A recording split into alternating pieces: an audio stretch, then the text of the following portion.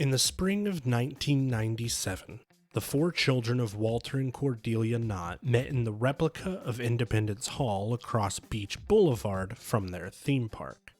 They were joined by 6 of the total combined 22 Knott grandchildren and great-grandchildren. The Knott children were all reaching an age where running the park was no longer feasible for them.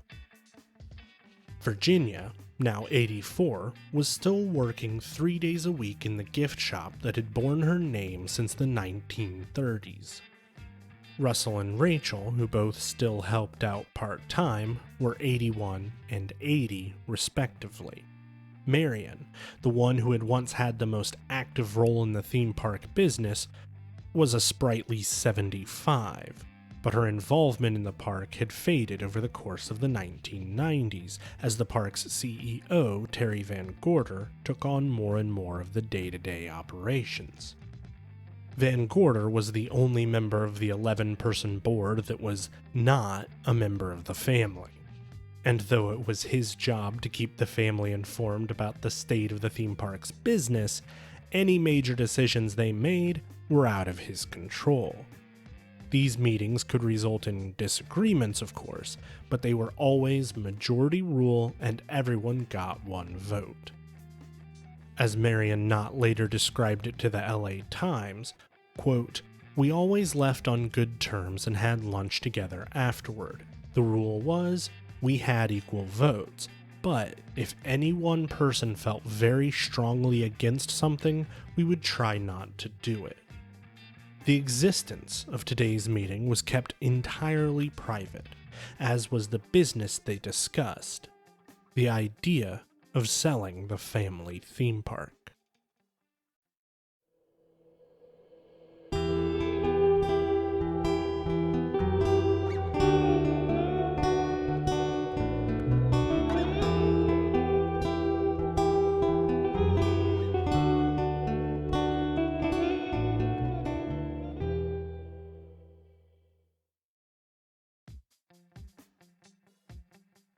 Back in 1981, the Knott family brought in Terry Van Gorder to help run the park, based on his management experience in the amusement industry.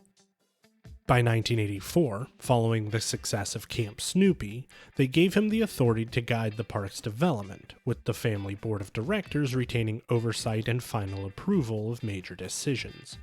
And for the first 10 years or so, this arrangement worked well enough, with the addition of Bigfoot Rapids and Mystery Lodge among other changes. But the theme park and amusement industry was shifting.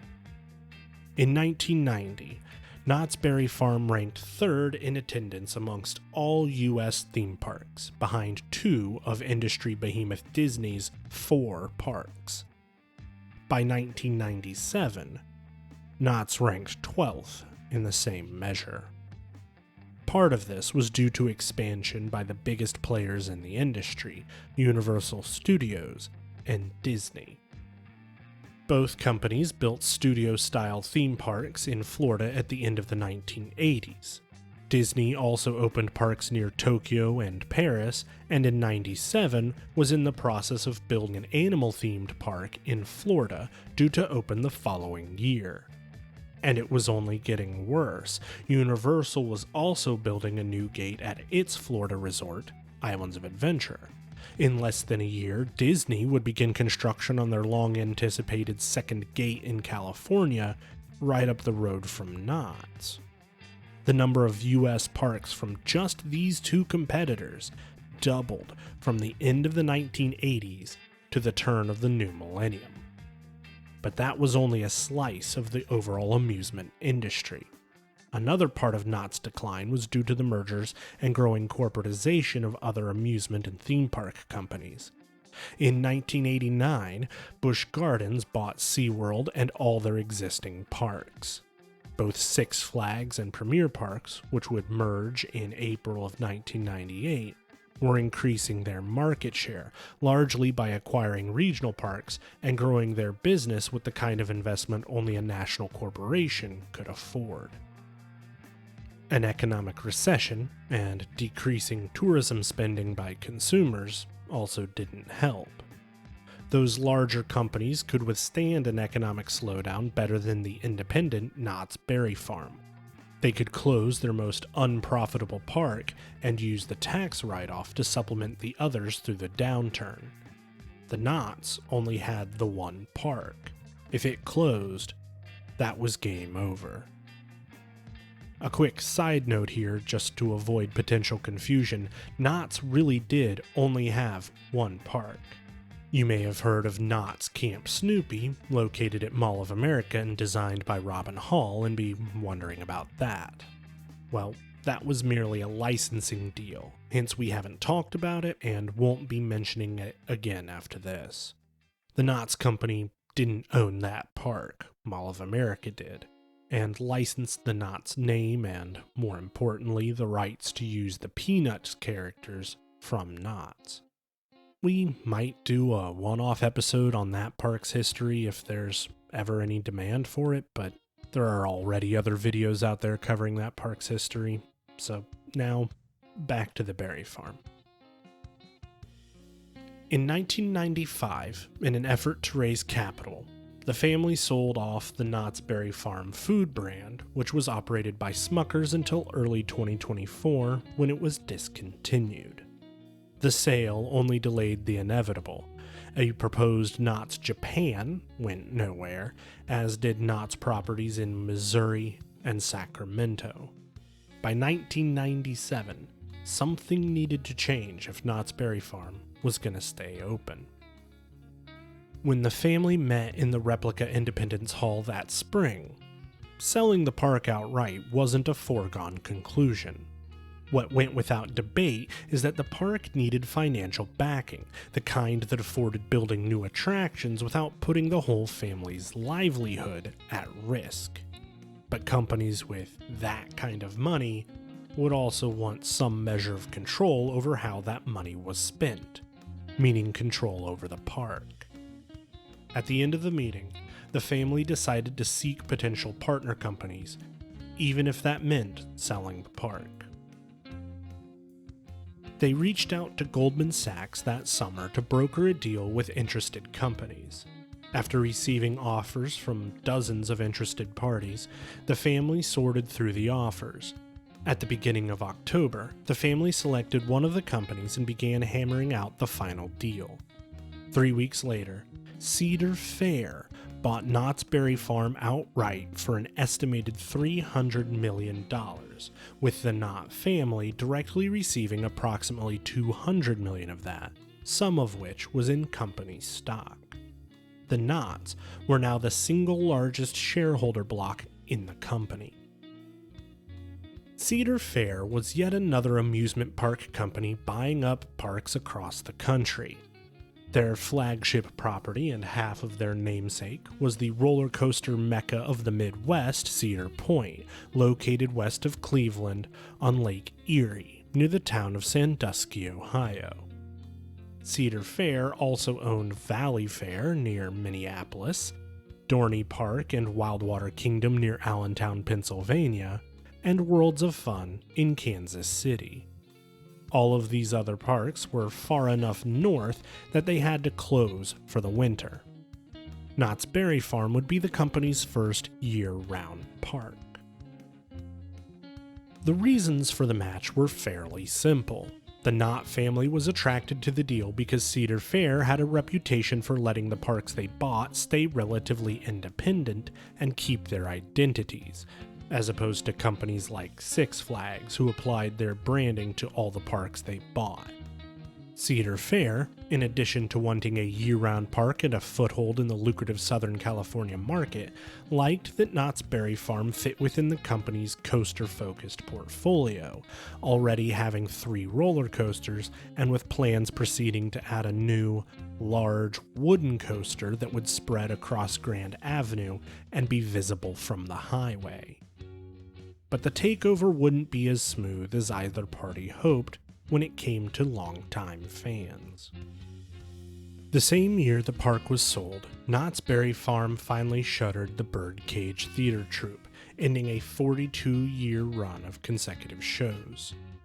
The venue would be used occasionally for seasonal shows like an adaptation of Charles Dickens' A Christmas Carol for the holiday season, but the regular melodrama performances were done.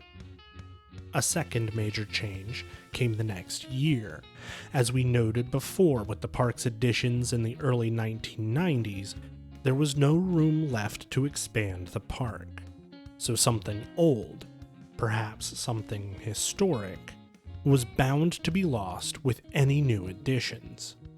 This is precisely what happened with Ghost Rider.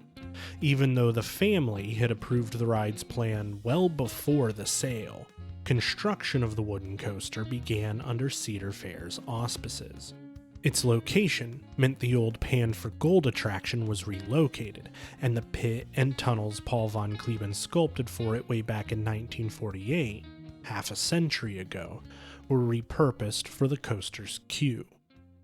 The volcano, arguably the second oldest attraction still standing on the farm after the waterfall and rock garden, was dismantled and thrown away. The third major change, and first to open under the new management, was the Super Scream. It was at the time the tallest free fall attraction in the world. It was also the tallest structure in Orange County. It opened in June of 1998, and the new Ghost Rider coaster opened on December 8th.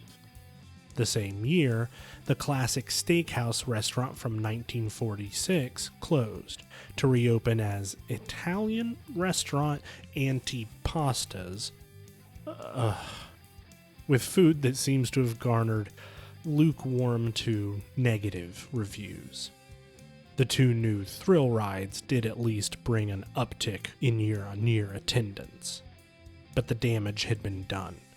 Even though most of these decisions were made under Knott family ownership or under people from the previous management team during the transition, Cedar Fair got all of the blame. Whether the perspective was right or wrong, within their first year of ownership, Cedar Fair had convinced diehard Knott's Berry Farm fans that they didn't care about the park's history, and the following years would only deepen those divisions between the company and the fans. Take, for example, two events from around this time. Fact: Cedar Fair paid for a top-to-bottom refurbishment of Independence Hall. Positive PR would call this an effort to restore an Orange County landmark to a state of glory.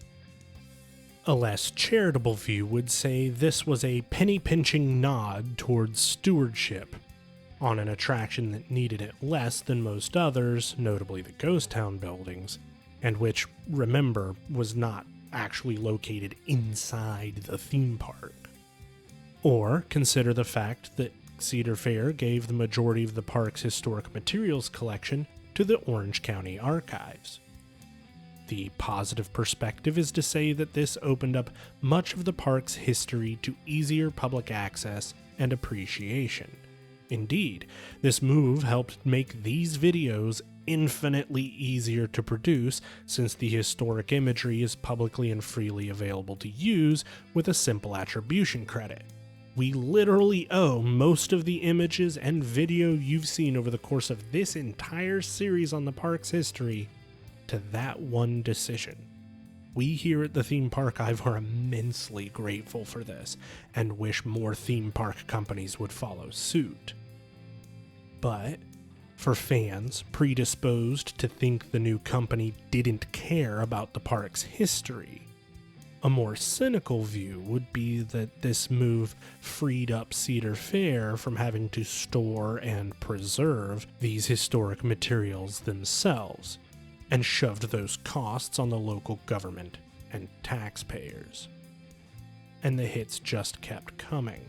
A couple years later, in 2000, the venerable Haunted Shack, originally built in 1954, was shuttered.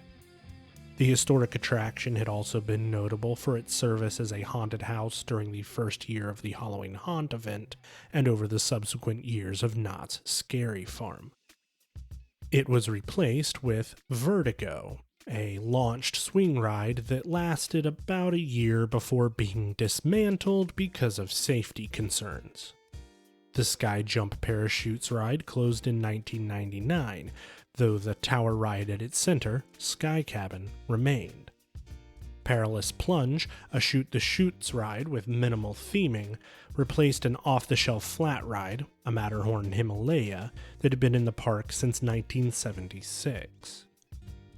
Then came the September 11th attacks in 2001, and U.S. tourism ground to a halt. But Cedar Fair only doubled down on their thrill ride-focused development at Knott's Berry Farm.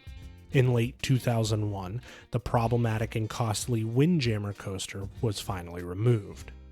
It was replaced by an Intamin hydraulic launch coaster, opening under the name Accelerator in June 2002. In 2009, a cable snapped on Accelerator's launch, resulting in the injury of a 12-year-old boy. A state investigation found that Knott's failed to inspect the mechanism as frequently as the ride's manufacturer recommended, doing it twice a year instead of every month, which resulted in the failure. In May of 2002, Russell Knott, only son of Walter and Cordelia, died of a stroke at age 86. The following January, in 2003, his sister, Rachel Knott Oliphant, better known as Tony, passed away as well, also at age 86. And 6 months later, in June, their eldest sister, Virginia Knott Bender, died at 90 after a long illness. After losing all her siblings in just over a year, only Marion was left as the sole member of the family from back in the days when Knott's Berry Farm was an actual functioning berry farm. On October 5, 2003, the final service was held at the Church of Reflection beside the lake in the park. The building was dismantled and most of it destroyed, though some pieces, such as the steeple, stained glass windows, and pews, were moved to a site across Beach Boulevard, near where the old Overland Trail ride once ran. These became part of a new, but similar, church building. In the church's old place rose the new Bolliger & Mabillard inverted coaster named Silver Bullet. While a moderately successful ride from a world-renowned coaster designer, it never received a very strong reaction from coaster enthusiasts or the industry at large. Which wouldn't be an issue if the coaster was just another addition at the edge of the park. Except this ride passes over the center of Knott's Berry Farm. The lift hill brings riders over Fiesta Village, then the ride performs a cobra roll right in front of the park's entrance, and then it dive bombs over the old covered wagon stage, now a Wild West stunt show. Silver Bullet passes through 3 different themed lands, and sits on the land formerly covered by the lake, most of which was filled in for the ride's construction. The demise of the lake also ended the career of the paddle wheel steamboat built by Bud Hurlbut in 1964. The same year Silver Bullet debuted, 2004, saw the end of the Kingdom of the Dinosaurs attraction, but unlike when its predecessor, Knott's Berry Tales, closed, this time there was no replacement lined up.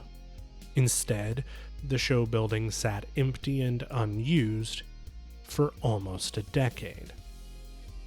A Mack Rides spinning coaster, Sierra Sidewinder, opened in Camp Snoopy in May 2007. Its construction required the removal of a lot of trees in the ride's footprint, which significantly altered the feel of Camp Snoopy's woodland setting. It added even more coaster track to an area of the park that already had Montezuma's Revenge, Jaguar, and Silver Bullet running nearby. What had once been the edge of Ghost Town, and had been rethemed back in the 90s as an area called Indian Trails to celebrate Native American cultures, was now, largely, a jumble of tubular steel track in every direction. In May 2008, the park opened the first Zamperla Moto coaster in the United States. called the Pony Express, the ride consisted of several cars of horse-themed seats taking riders over a short, out-and-back layout. In a way, it was reminiscent of the old motorcycle chase steeplechase coaster, only far more comfortable. The elevated track ran along part of the Calico and Ghost Town Railway and along the Bigfoot River Rapids, affecting the sight lines from both attractions. But arguably its worst sin is how it changed the sight lines from the Boot Hills Cemetery. The area had long been a fan favorite, even if it was a little hokey. Pony Express's support pylons came down right in the middle of the cemetery, and well, the modern view compared with the original back in the day says it all. Oh, and lest we let a single ride from this era off the hook for anything, on October 7th, 2010, during an event night for Knott's Scary Farm, the ride experienced a rollback on the first hill, with the train coming back and colliding with a second train loading passengers in the station. 10 people suffered minor injuries. That has been the only major incident in the ride's history at time of writing. In the interest of brevity, we've skipped over a number of minor changes, most of which involved replacing old flat rides with new ones, or shifting the location of existing ones and retheming or renaming them. But all this highlights something about the first decade of Cedar Fair's ownership of Knott's Berry Farm. Every major new addition was either a thrill ride or a roller coaster. No new dark rides like Berry Tales, no new shows like Mystery Lodge, and no new themed rides like Calico Mine Ride, Timber Mountain Log Flume, or even the Bigfoot River Rapids. And finally, 13 years after Cedar Fair took control of the park, 2011 brought the WindSeeker controversy. Cedar Fair ordered 4 of the 300-foot-tall swing rides for its parks, the last of which came to Knott's Berry Farm. As the ride was being planned, Cedar Fair intended it to replace the iconic Sky Captain with the giant light-up letter K on top, which could be seen for miles. Sure, the area around the ride was a victim of the questionable boardwalk retheme a decade and a half back, losing the roaring 20s airfield land it originally served to anchor, and it had lost the thrilling parachute ride around it in the early 2000s. But the ride had been an immediately recognized fixture of the park's skyline for the past 2.5 decades, not to mention a prominent Orange County landmark, and fans decried the decision to remove it. At this point, needing a win, Cedar Fair relented, left the Sky Cabin where it was, and installed the WindSeeker over at the edge of Fiesta Village. But WindSeeker, like so many other rides Cedar Fair added in those early years, would close 13 months later due to, you guessed it, repeated safety concerns. Even before the Berry Farms version opened, the first installation at Canada's Wonderland had closed for repairs due to issues during high winds. Even a local news report meant to hype the ride showed the seats swinging and hitting each other during operation. Eventually, it was decided to not run the ride in high winds or rain. But the following year, 2012, saw several incidents on 3 of the 4 versions of the ride, including the one at Knott's. On September 7th, riders were stuck on WindSeeker for over 3 hours due to a technical fault. When riders were stuck on the ride for over 4 hours, a couple weeks later on September 19th, California's OSHA stepped in and ordered the ride closed, pending investigation. Not long after, Cedar Fair announced that all WindSeeker rides would be shut down, pending an internal review. The following year, the 3 others would reopen, but Knott's version would be dismantled and relocated to Worlds of Fun in Kansas City. But 2011, the year of the WindSeeker Sky Cabin controversy, was also a turning point in the history of both Knott's Berry Farm and its parent company, Cedar Fair. Matt Ouimet was brought in as Cedar Fair's new president. Ouimet was a 17-year Disney veteran with connections to Imagineering and Walt Disney World Resort, whose most notable former positions included president of the Disney Cruise Line and president of the Disneyland Resort during the park's 2005 50th anniversary celebration. Several months later, he replaced the retiring Dick Kinzel as CEO. Kinzel was the executive who oversaw the purchase of Knott's Berry Farm, saying at the time, quote, "Knott's is well known nationally and internationally. We're very pleased with the way it's been managed, and we'll keep the theme park going the way it is. We want to keep market share and continue to keep a good, clean, safe park." Cedar Fair's PR spokesman, Brian Witherow, was more honest about the purchase back in 1997, and he clearly knew what was coming. He said, "We're very excited about the opportunity to put in world-class thrill rides out there." And put in thrill rides they did, to the point that much of the park's theming suffered. When Cedar Fair acquired Knott's, they closed the park's in-house design and architecture department, meaning all design decisions were instead being made at the company's headquarters in Ohio. "We have no master plan," Dick Kinzel said when his company bought Knott's Berry Farm. By the time his tenure ended, that seemed all too obvious to fans. Knott's Berry Farm was now a confused jumble of haphazard theming, broken sightlines, aging Old West attractions, roller coasters, and off-the-shelf flat rides of varying age and quality.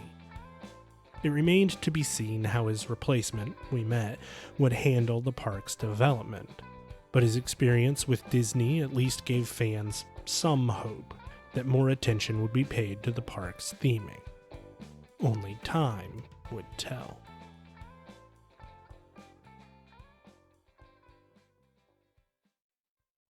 Hey friends, thanks for watching all the way to the end of this video. Here's a couple more you might like, and if you would, please hit the subscribe button and the thumbs up. It literally costs you nothing except a few seconds, and it truly helps us make more videos like this one. An extra special thanks go out to the people helping us over on Patreon. It's because of their support that you're seeing this video right now. If you want to help the channel out even more, head over to our Patreon and check it out. You can find it through a link in the description. Thanks again for watching, and we hope you have a great day.